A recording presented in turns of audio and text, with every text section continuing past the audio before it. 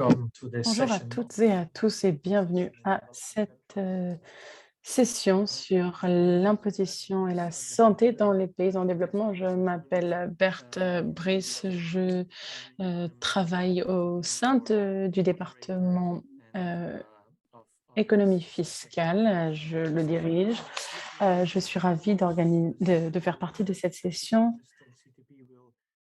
Nous allons vous faire cette présentation sur l'imposition et la santé s'articulent dans les pays en développement. Il y aura deux, ques- deux questions de sondage au cours de cette session. Je vais les lire et je vous donnerai l'opportunité d'y répondre et ensuite je vous donnerai la réponse.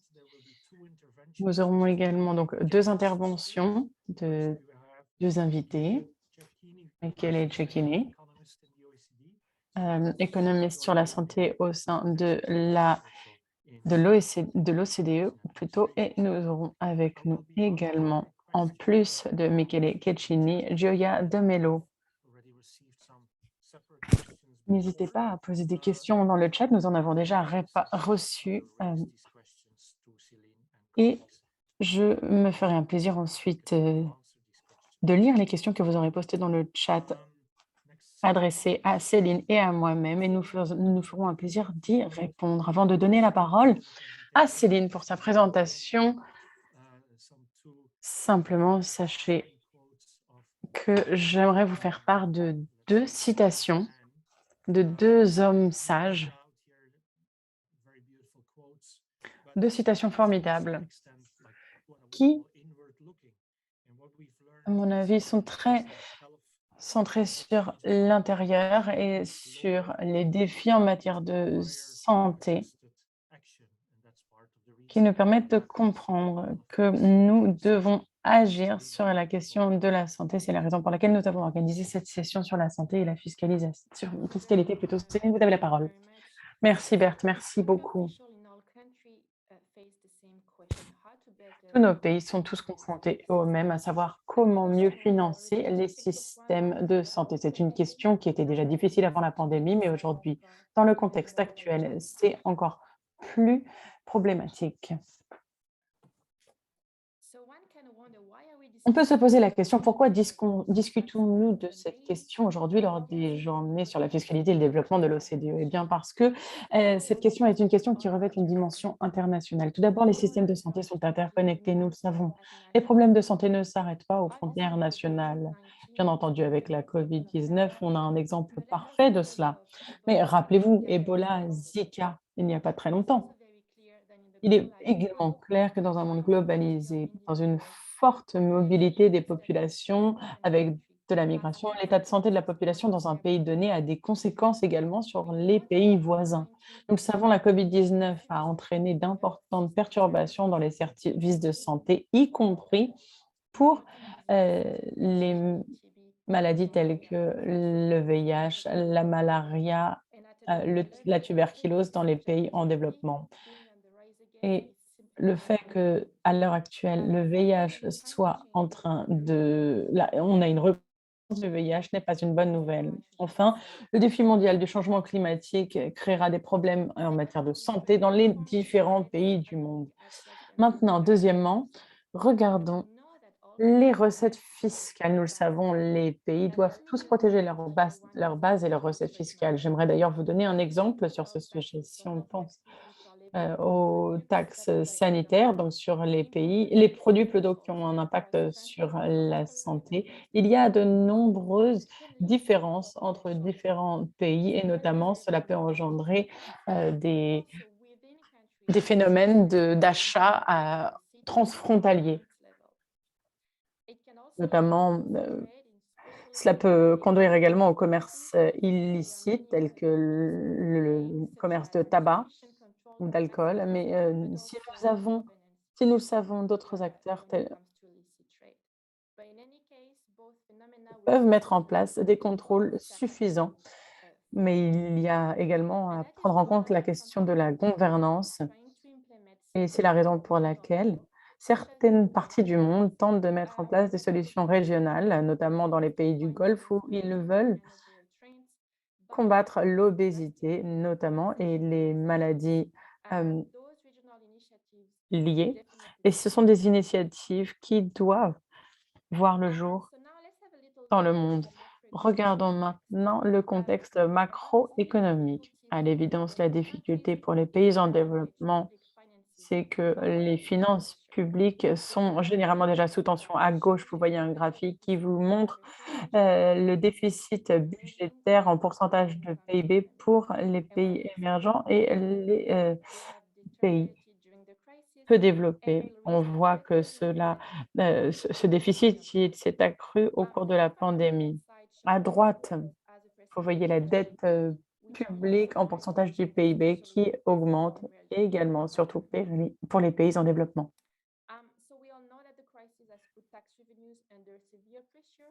Donc pour les 2 groupes, ils sont tous les 2. La situation s'est détériorée au cours de la crise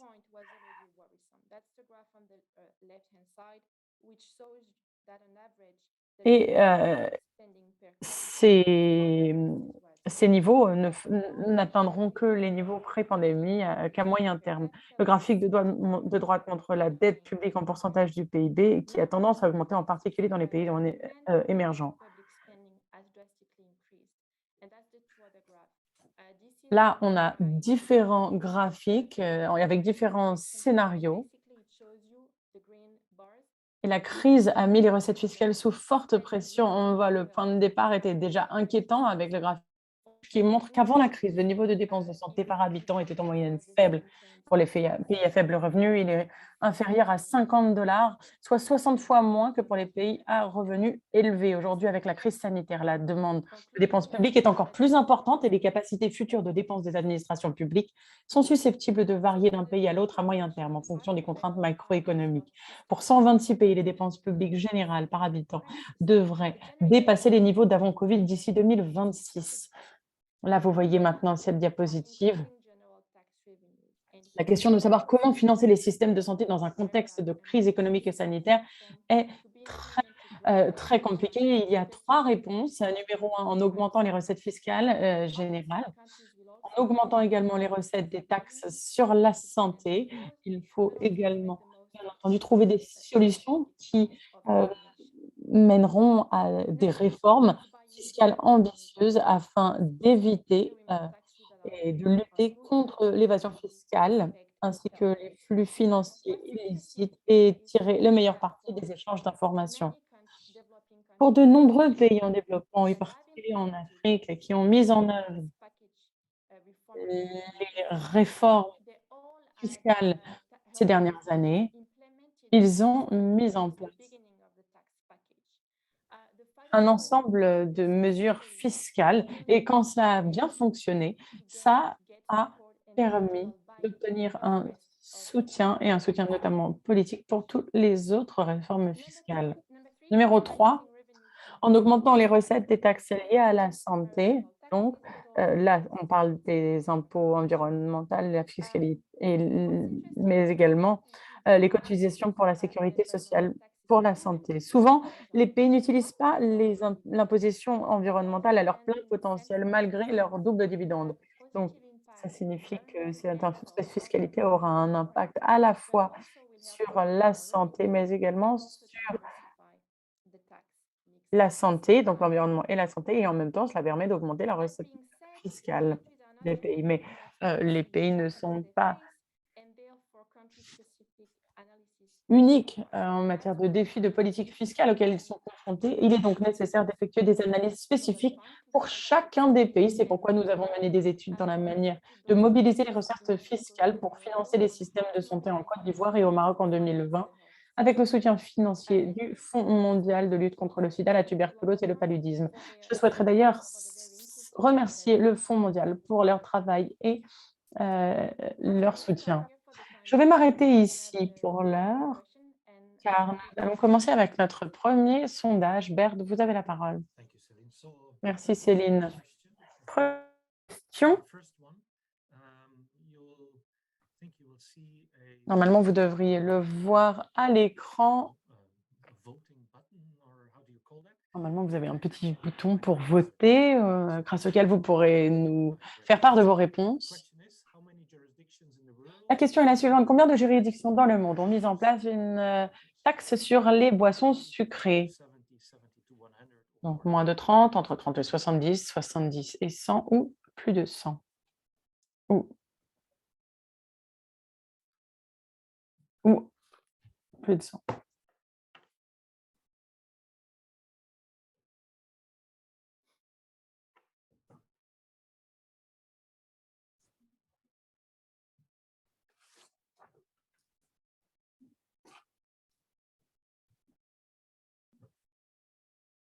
We're slowly converging to everyone having submitted the answer. 5 seconds more. Je vous donne 5 secondes plus. Et puis Céline, je vais vous donner la réponse. Ou les réponses. Merci beaucoup. Je vais demander à l'équipe technique de partager les réponses. 49%, moins de 30. Ensuite, on a 30 à 70 et les autres, c'est 60 à 10 à 100. Quelle est la solution? La solution est 47, c'est-à-dire que 39% des participants ont raison. Et nous allons continuer avec la présentation. J'espère que vous allez pouvoir voir l'écran et les diapositives. Alors, 57 aux 47 pays avait mis en place cette taxe. Ce qui est intéressant de noter, c'est qu'au cours des dernières années, le nombre de pays ayant introduit une taxe sur les boissons gazeuses a augmenté. Cela peut s'expliquer par le fait que les preuves des effets négatifs des régimes alimentaires malsains sur la santé sont de plus en plus répandues, ainsi que par le succès de l'introduction de telles taxes mises en évidence par des évaluations récentes. À titre d'exemple, je pense au Mexique, mais également en Afrique du Sud, Arabie Saoudite, avec une évaluation qui a été faite dernièrement de ces taxes. Mais ce qui est intéressant, c'est pas de nous arrêter là, mais également de penser à la majorité des pays au monde qui n'ont pas mis en place de taxes sur les boissons gazeuses et que l'introduction de telles taxes devrait donc se poursuivre dans un avenir assez proche. En particulier, tous les pays sont ou seront confrontés à une tendance croissante à l'obésité et au surpoids car les habitudes alimentaires changent avec l'urbanisation et l'augmentation des revenus. Il est nécessaire d'agir de manière préventive, notamment afin de protéger les enfants et la nouvelle génération de l'obésité et des autres tendances. Je crois que nous allons passer à la deuxième question. Deuxième question de sondage. Le système reste le même en 2020. Combien de pays ont porté les taxes sur le tabac à un niveau égal ou supérieur à 75% du prix de la marque de cigarette la plus vendue? Ce qui est la recommandation, bien entendu, mise par l'OMS, c'est-à-dire une taxe sur le tabac à un niveau égal ou supérieur à 75% du prix de la marque de cigarette la plus vendue.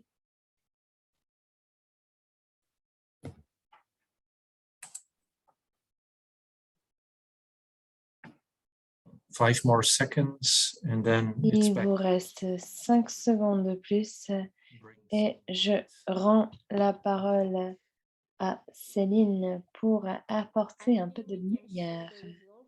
Je crois que l'on peut partager les résultats. Presque 50% des participants ont dit entre 10 et 50. Donc, vous avez raison. La réponse est 40, ce qui est un résultat assez prometteur. Mais il nous reste du pain sur la planche partout dans le monde. Nous allons continuer avec cette présentation et maintenant je mettrai l'accent sur les taxes. Alors permettez-moi d'axer le reste de cette présentation sur les taxes de la santé. Tout d'abord, de combien de recettes parlons-nous? Pour les pays en développement pour lesquels nous disposons d'informations ventilées, les recettes de taxes sur la santé représentent entre 2 et 5% des recettes fiscales totales et ont tendance à augmenter dans les groupes à revenus moyens, inférieurs et supérieurs. exprimée en pourcentage du PIB, nous parlons de parts plus faibles. Veuillez noter que ces chiffres sont probablement sous-estimés, étant donné que tous les pays ne déclarent pas toutes les taxes sur la santé, et mais nous essayons d'augmenter notre couverture. Cela nous montre qu'il y a un potentiel pour augmenter les taxes si les pays augmentaient les taux et élargissaient l'assiette des taxes sanitaires qui prélèvent actuellement sur la consommation malsaine, mais également en élargissant l'assiette en taxant d'autres biens qui sont mauvais pour la santé lorsqu'ils sont consommés de manière excessive. Et maintenant, je pense aux aliments qui sont riches en sucre, en sel et en matières grasses, et où les intrants utilisés dans la production de ces biens What? de consommation qui sont mauvais pour la santé. Il est intéressant de noter que depuis le début de la crise de COVID-19, plusieurs pays ont ou envisagent d'accroître le rôle des taxes sur la santé afin de contribuer à l'assainissement des finances publiques et ou au financement des systèmes de santé, comme est le cas au Bangladesh, en Égypte, au Fidji, au Ghana, au Kazakhstan, au Nigeria, en Inde et en Indonésie. Parmi d'autres, les mesures vont de l'introduction d'une taxe spécifique COVID-19 sur les produits du tabac ou de l'alcool à l'introduction de nouvelles taxes comme sur les boissons sucrées ou à l'augmentation des taux d'imposition sur la santé. Il est également intéressant de comparer les recettes des taxes sur la santé avec les dépenses publiques de santé, ce que nous montrons sur ce graphique. Et nous pouvons observer que pour certains pays, la part est assez élevée, comme les Philippines, l'Ouganda, l'île Maurice ou l'Égypte. Bien entendu, cela ne signifie pas que ces pays affectent la totalité des recettes des taxes santé au financement du système de santé publique. Ce que l'on fait dans cet exercice est une comparaison entre les différentes variables. La conclusion de ce graphique n'est pas que toutes les recettes des taxes sur la santé doivent être affectées au secteur de la santé. Il montre plutôt que le potentiel des recettes des taxes de la santé, si elles sont entièrement affectées, ce qui est en soi une hypothèse forte, et si elles sont entièrement affectées, pourrait représenter dans certains cas une part importante des dépenses publiques de santé. Nous avons également observé une diversité des recettes des taxes sur la santé selon le pays. Nous avons trois exemples différents. Nous avons les pays qui taxent les suspects habituels, l'alcool, le tabac et les boissons sucrées, mais aussi certains produits alimentaires comme le café, le thé ou le sucre à usage industriel. C'est le cas pour les trois exemples que vous voyez à l'écran. Nous avons également les petits États insulaires dont les recettes des taxes sanitaires sont supérieures aux moyennes, ce qui peut s'expliquer par les facteurs géographiques. Le fait d'être une île rend clairement plus difficile les achats transfrontaliers ou le commerce illicite et la structure économique avec la consommation des touristes.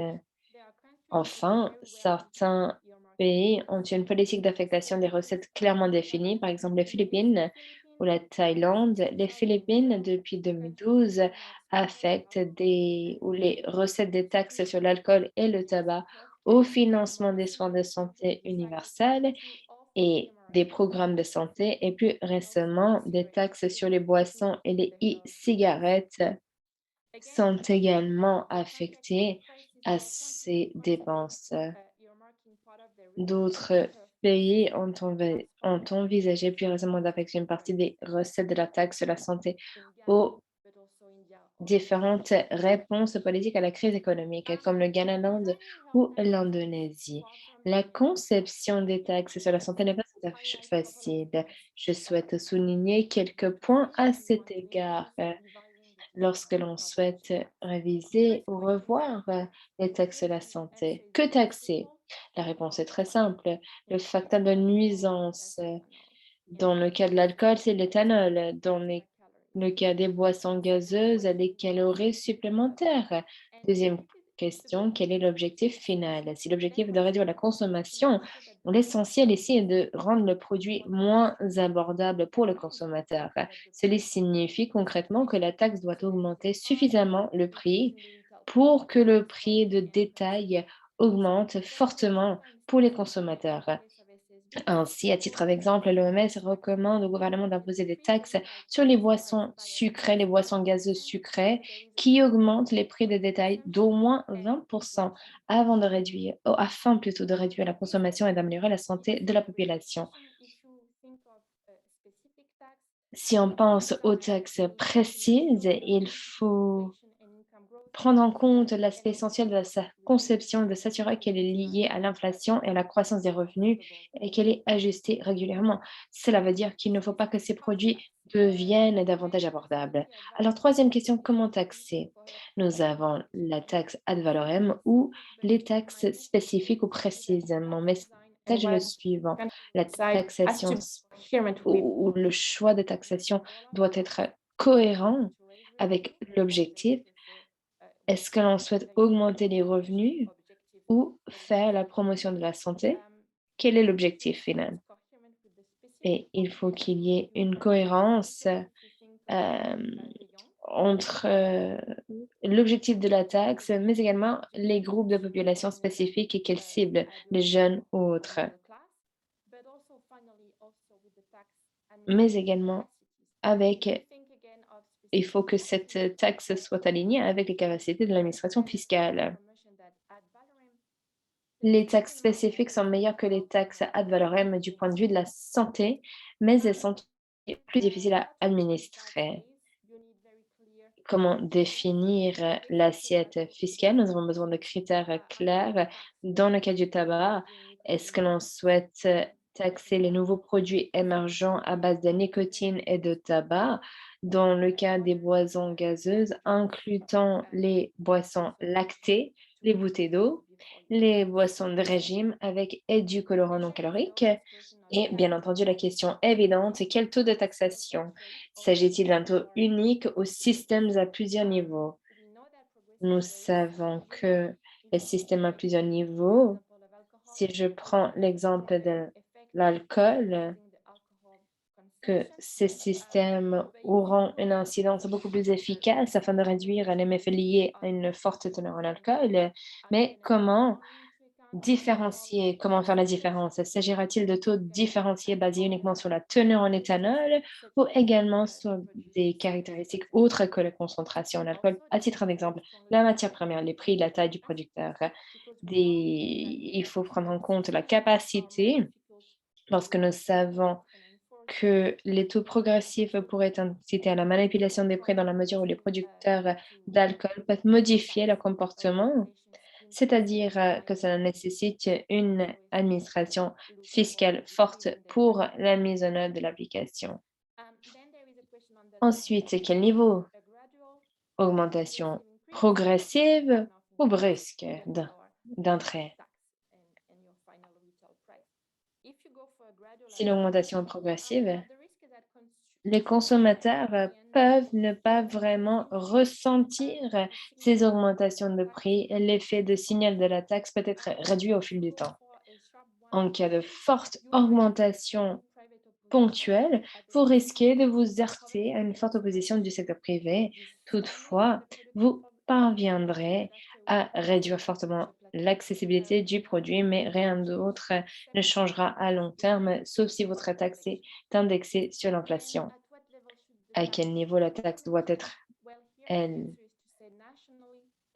mise en œuvre, nationale ou locale? La réponse est toujours qu'il est toujours préférable d'appliquer la taxe au niveau national pour réduire les achats transfrontaliers. Cependant, dans certains cas, il est préférable de mettre en place une taxe locale pour vraiment agir à la source. Quelle est l'incidence fiscale? C'est une question essentielle et également très difficile. Qui va supporter la taxe? L'industrie, le secteur va-t-il absorber toute l'augmentation du prix? De prix pour que le prix de détail final reste inchangé? Ou bien le secteur va-t-il laisser les consommateurs absorber tout le Tout dépend du produit, du pays, de la structure du marché, de la stratégie. C'est pourquoi il est si difficile pour les gouvernements d'anticiper avec précision les recettes d'un changement de taxe sur la santé, car il est tout simplement impossible de prévoir avec certitude la réaction du secteur. Et enfin, la question finale, les taxes sur la santé sont-elles cohérentes avec le système fiscal actuel? Permettez-moi d'illustrer mon point avec un exemple concret. Euh, si on augmente les taux de TVA sur les boissons gazeuses, ce n'est pas forcément cohérent d'un point de vue fiscal et global. Et dans ce cas, pourquoi ne pas supprimer les taux réduits de TVA? C'est exactement ce qu'a fait l'Espagne. L'Espagne a augmenté les taux de TVA sur les boissons gazeuses de 10 à 21% en 2021. Je sais que j'ai soulevé plus de questions que de réponses, I just wanted to highlight mais the c'est pour montrer la profondeur de la réflexion analytique qui sous-tend les taxes sur la santé. Cela va au-delà de la simple introduction des taxes en matière de santé. Ce qui est également assez complexe, c'est de faire en sorte que cette loi entre en vigueur. Nous avons besoin de dialogue entre le ministère de la Santé et le ministère des Finances. Cela nécessite un travail technique préparatoire étroit effectué conjointement par le ministre des Finances et le ministre de la Santé. Ces travaux sont nécessaires afin d'alimenter le débat public sur l'introduction des taxes sanitaires ou la révision de la conception. Je pense encore à l'Espagne, dans le cas de la province de Catalogne, qui a introduit une taxe sur les boissons sucrées. Cet effort conjoint a été crucial pour le succès de la mesure. C'est également ce qui s'est produit en Colombie il y a quelques années avec la réforme de la fiscalité du tabac parce que les différentes parties prenantes ont travaillé main dans la main. Nous avons également le besoin de dialoguer avec le secteur privé. Dans certains pays, l'objectif est d'encourager la reformulation des produits et leur substitution, leur remplacement par des produits plus sains. Je pense au Royaume-Uni et la taxe sur le sucre. Dans ce cas, le gouvernement a mené ou a laissé un battement de 2 ans entre la décision qui a été prise et son entrée en vigueur pour que les différents acteurs de l'industrie aient pu se préparer.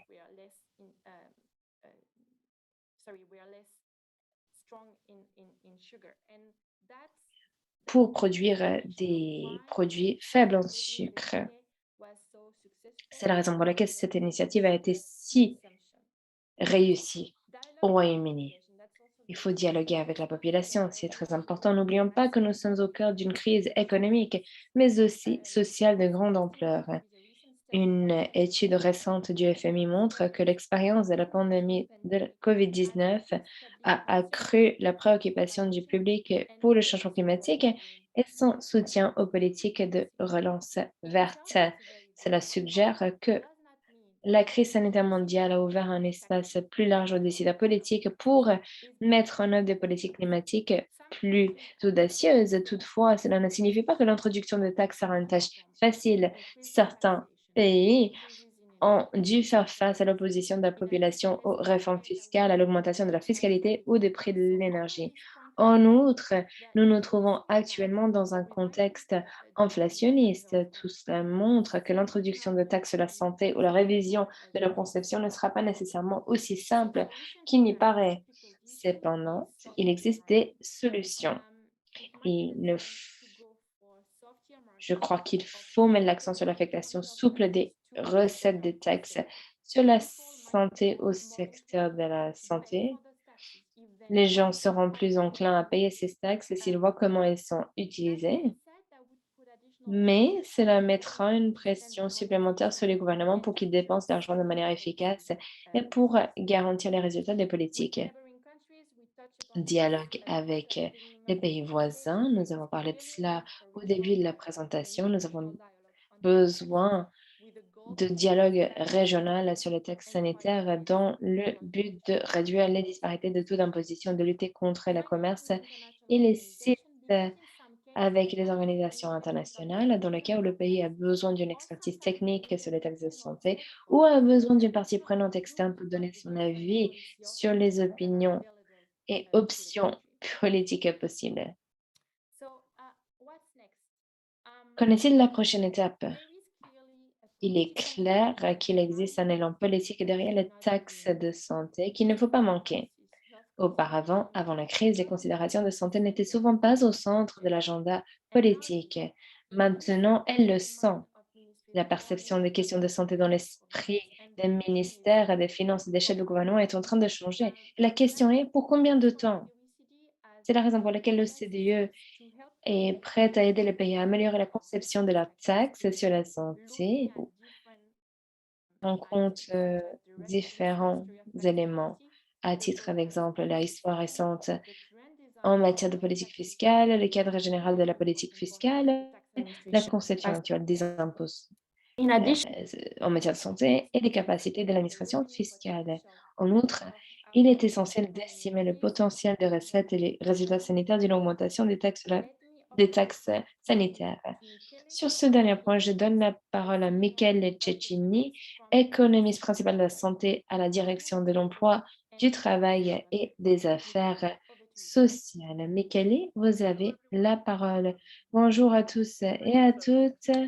Merci beaucoup de cette invitation. Je suis ravie de pouvoir partager cet après-midi avec vous aujourd'hui et de parler des enjeux en matière de santé. Je travaille au sein de l'OCDE, au sein de la direction de l'emploi, du travail et des affaires sociales. Nous souhaitons faire la promotion de meilleures politiques en matière de la santé. Nous sommes une organisation économique et nous travaillons sur le lien entre la santé et la richesse. Nous avons différentes statistiques afin de souligner le lien entre les deux. 10% du PIB est dépensé afin de payer pour les systèmes de santé. C'est une part importante du PIB. Ceux qui sont atteints d'une maladie sont moins probables, moins susceptibles de trouver un emploi et ne peuvent pas donc contribuer à la main-d'œuvre. Nous avons calculé que où nous avons analysé les différentes statistiques et nous avons compris qu'une personne atteinte d'un diabète prend une semaine de plus de congés par an que quelqu'un qui n'est pas atteint de cette maladie. Les enfants sont également touchés et sont impactés de manière négative. Mon équipe travaille sur deux piliers différents. Nous regardons l'économie,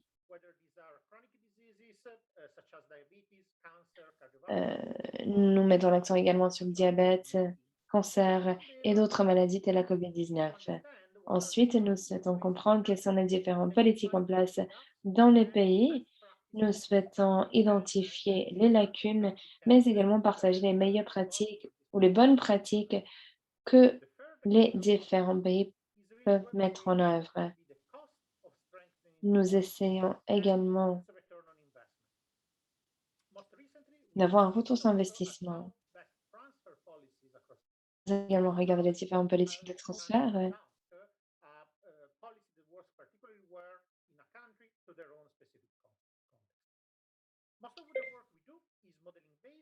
Nous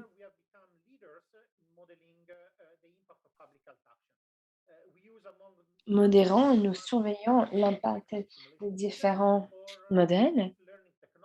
Nous utilisons également différentes méthodes d'apprentissage. Ces approches nous permettent de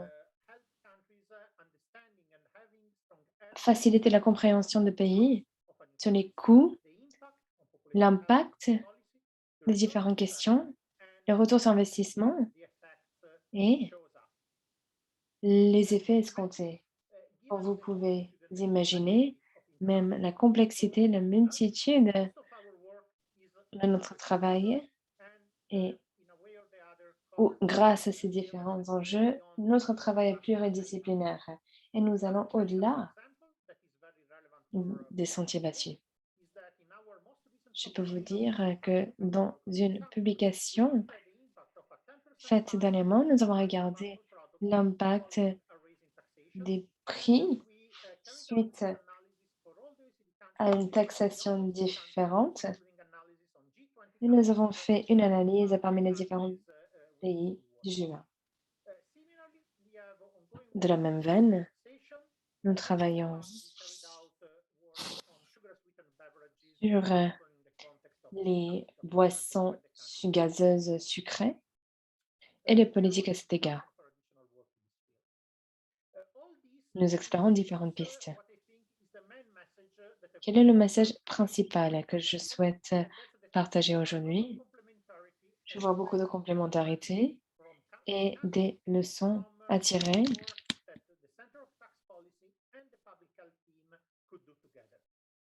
Et on peut travailler avec les différentes parties prenantes.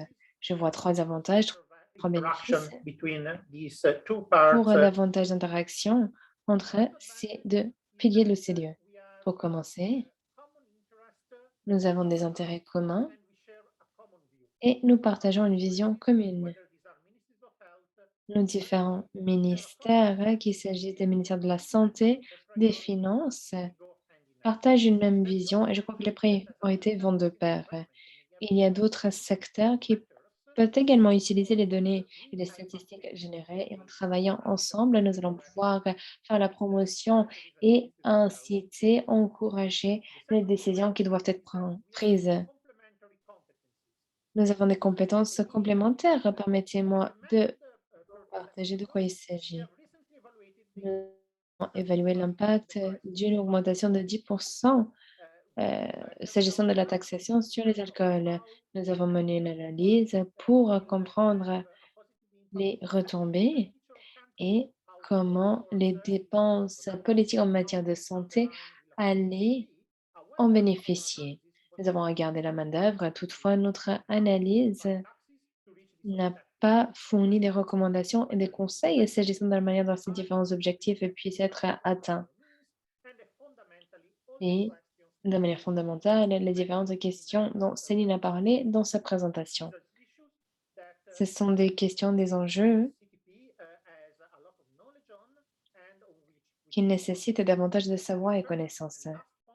Et le troisième point, c'est qu'on peut produire, on peut avoir un impact beaucoup plus important, non seulement au sein des États membres, mais également au sein du monde entier. Le CDE est une organisation, est un leader en matière de santé publique et de matière fiscale.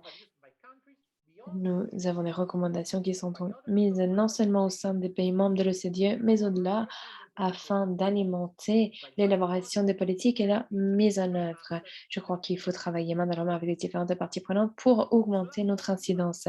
Et mon dernier point, quand on parle de masse critique et de notre incidence, nous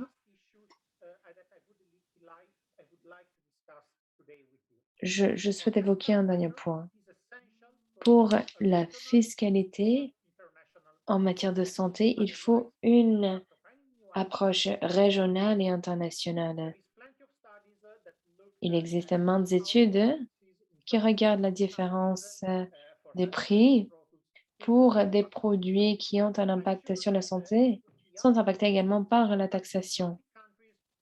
Je crois que si l'on regarde les pays scandinaves ou même les pays ou même les États-Unis, les expériences sont très différentes et je crois qu'on peut également constater que les changements en taux dans les taux d'imposition ont été impactés par d'autres politiques.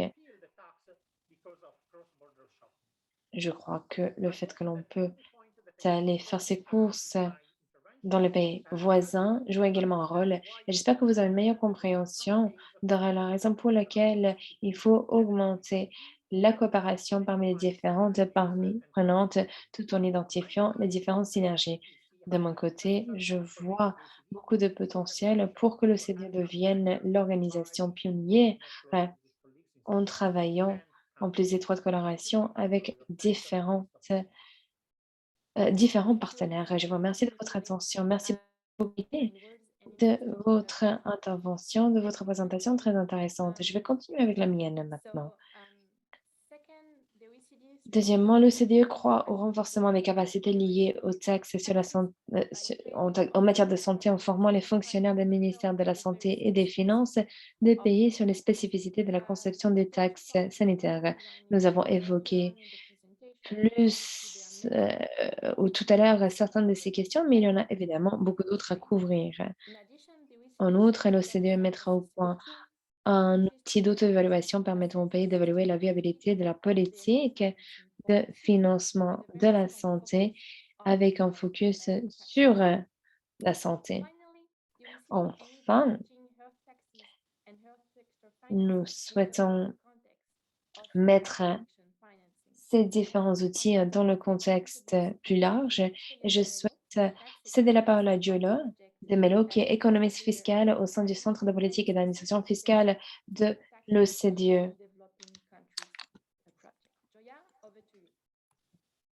Thank you, Celine. As you well mentioned before, health taxes can help to Si, comme vous l'avez mentionné, effectivement, les recettes fiscales.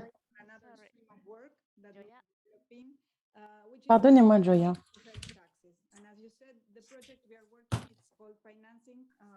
Donc, le but est de mettre en place des réformes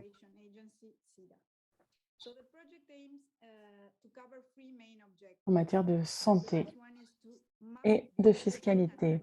Le but étant de faire de la cartographie en matière de couverture de dépenses dans le secteur sanitaire et les mécanismes de financement qu'ont les différents pays. Deuxièmement, nous estimons qu'il y a des lacunes en matière de financement du système de sécurité sociale qui ne leur permettent pas d'avoir une couverture de santé commune. Nous avons essayé d'identifier la manière dont on peut combler ces lacunes avec le temps via différentes mesures fiscales. Dans une phase à venir de ce projet, nous souhaitons appliquer dans ce cadre différents éléments en fonction des pays. Donc, n'hésitez pas à nous contacter si c'est quelque chose qui vous intéresse pour l'appliquer dans votre pays. Par ailleurs, dans le cadre de notre projet actuel, on va organiser différents webinaires au cours desquels nous allons parler des défis et des opportunités aux mains des pays pour renforcer la protection sociale. Donc, n'hésitez pas si vous êtes intéressé à nous contacter. Nous pensons qu'évaluer la manière dont on peut financer la protection sociale est essentiel à l'heure actuelle, en particulier parce que des défis tels que le changement climatique et le vieillissement des populations exercent encore plus de pression sur la protection sociale et sanitaire à l'avenir. Merci de votre intérêt. Je vous rends la parole, Berthe. Thank you very much, colleagues. Merci, chers collègues. Je souhaiterais maintenant conclure avec deux observations, deux conclusions, deux éléments que je souhaiterais porter à votre attention. Tout d'abord, il y a bien entendu un vrai élan pour mettre en place des réformes fiscales en matière de santé. On l'a vu, c'était déjà le cas d'ailleurs avant la crise. Il y avait des défis, notamment dans les pays en développement, pour mettre en place de manière juste et efficace un système de santé pour qu'il soit déployé afin de garantir que toute la population ait accès à une couverture de santé égalitaire. La pandémie n'a fait qu'accroître ces défis et a montré que la santé, c'est un bien public. Comme Céline l'a très bien dit, vos pays, vos voisins. Si vous avez une crise sanitaire, ce sera la crise sanitaire du pays voisin également, parce que les virus se transmettent de manière très rapide et qu'il n'y a pas de frontières, comme nous le savons d'expérience maintenant. Et cela est très lié également au changement climatique, qui va engendrer ses propres défis, ainsi que des défis en matière de santé, notamment dans les pays qui sont le plus toucher notamment les pays en développement. Donc, il est clair qu'il y a un élan, un besoin de développer et d'aider les pays en développement à développer ce type de mécanisme pour trouver des financements et pour travailler avec les pays en développement afin qu'ils puissent financer leur système de santé avant qu'il y ait la prochaine crise qui arrive. Alors, peut-être que j'ai l'air un peu négatif, mais je crois que très objectivement, c'est un objectif. Il faut être prêt avant la prochaine pandémie et nous devons avoir ça comme objectif en tête. Et nous devons le réaliser. À cause de la COVID, nous savons de nombreux pays vont avoir des dettes plus élevées et d'autres tensions et pressions sur leurs dépenses publiques, ce qui va également mettre à mal les dépenses publiques qui sont déjà rares et les budgets. Nous travaillons sur ce sujet depuis longtemps. Nous sommes extrêmement ambitieux, pour être honnête, et nous souhaitons travailler avec chacun d'entre vous afin de faire en sorte que ce type de projet se réalise dans les années à venir. C'est le premier point que je voulais souligner. Deuxième point, je souhaite que ce travail que nous faisons sur la fiscalité sanitaire, que ce soit inclus dans vos travaux plus généraux sur la fiscalité dans vos pays en développement, puisque il y a différents sujets qui sont pertinents pour les pays en développement. Nous essayons de comprendre les mesures fiscales mises en place dans les différents pays, y compris les pays en développement. Nous faisons un bilan des différentes mesures mises en place dans les différents pays de manière actuelle. Et de plus en plus, nous nous concentrons en particulier sur les pays en développement avec les différents résultats des mesures fiscales mises en place par les différents pays, notamment en 2021. Il y aura un rapport qui sera publié dans la deuxième partie de l'année. Beaucoup de travail sur les analyses des dépenses fiscales sont faites. On sait que certains pays ont peu de provisions, peu de recettes, et nous essayons de mesurer tout cela. Et en même temps, nous avons un projet en cours sur la fiscalité des activités informelles, notamment pour une simplification des régimes fiscaux. Et vous aurez probablement également entendu parler des réformes de fiscalité sanitaire. Donc, c'est l'objectif que nous avons. Nous souhaitons avoir une approche intégrée afin d'avoir une vraie valeur ajoutée pour les pays en développement. Et à nouveau, nous serions ravis de travailler avec autant de partenaires que possible. Vous le voyez à l'écran, il y a différents liens qui vous mèneront vers d'autres travaux auxquels je faisais référence à l'instant. Il y a des brochures disponibles qui rendent les choses vraiment très claires. Et vous avez également nos coordonnées. Maintenant, j'arrive à la dernière partie de cette présentation. Il nous reste 8 ou 9 minutes, je crois, pour les questions et les réponses. Il y a déjà quelques questions d'ailleurs dans le chat. Il y avait une question, je crois, si je me permets, je vais essayer de voir toutes les questions qui avaient été posées dans le chat, mais ensuite je donnerai la parole à celle. Mais je crois qu'il y avait une question sur comment peut-on éviter, lorsqu'on augmente la fiscalité, après, cela peut augmenter la production illégale et le transfert de biens d'une frontière à l'autre de manière illicite. Alors, je crois qu'il y a un point important à souligner, à savoir que nous avons besoin d'une coopération régionale entre les pays dans différentes régions pour éviter justement le transport de biens illicites. Et donc, il faut une approche régionale, globale. C'est essentiel. On a reçu une autre question. Céline, c'est une question qui s'adresse à vous. C'est un peu difficile. La question est la suivante.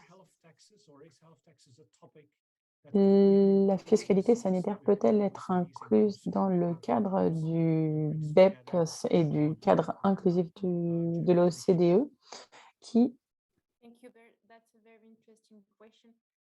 encadre plus de 160 juridictions? La réponse est oui, bien entendu.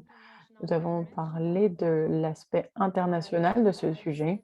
Et comme vous l'avez dit, Berthe, dans votre dernière diapositive, votre santé, c'est ma santé. Donc, il est évident que nous devons davantage collaborer et discuter au niveau international, mais également au niveau régional. Donc, la réponse, c'est oui, clairement. Et d'ailleurs, ça ramène à la première question que vous avez posée pour ce qui est du commerce illicite. On ne peut pas travailler sur ça de manière isolée au niveau national. Il est nécessaire d'avoir une collaboration avec d'autres pays.